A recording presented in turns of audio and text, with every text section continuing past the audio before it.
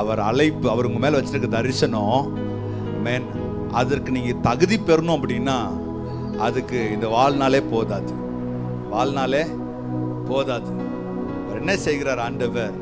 அந்த அழைப்பை எப்படி நிறைவேற்றுகிறார்? உங்க அர்ப்பணத்தை கொண்டு நிறைவேற்றுகிறார்.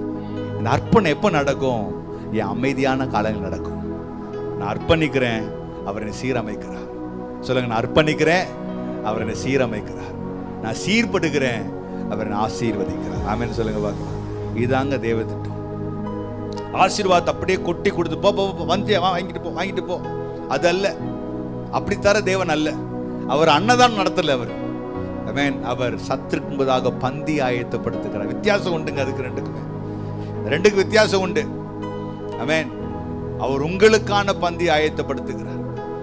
3 வகையான சத்துருக்கு விரோதமாக பந்தி ஆயத்தப்படுத்துகிறார். முதலாவது உங்களுடைய ஆத்மாவின் சத்துருக்கு விரோதமாக ஒரு பந்தி ஆயத்தப்படுத்துகிறார். ஆமென். ஆத்மாவின் சத்துருக்கு விரோதமாக ஒரு பந்தி ஆயத்தப்படுத்துகிறார். இரண்டாவது மாம்ச ரீதியை நாம் பார்க்கிற நம்மை விரோதிக்கிறவர்கள் கவனிக்கணும். இதுதான் முக்கியமான வார்த்தை. நான் விரோதிக்கிற ஆளுக்கு பண்ண மாட்டேன், ஒரு நாள் செய்ய மாட்டேன்.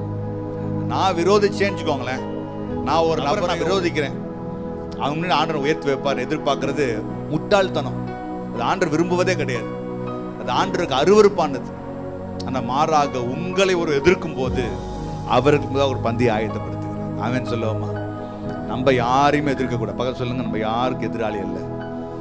அவங்க உங்களை எதிர்ப்பாங்க. ஏன்? நீங்க ஆசீர்வதிக்கப்பட்டவர். ஆமென். அவங்க உங்களை எதிர்ப்பாங்க, அவங்க எதிர்ப்பாங்க.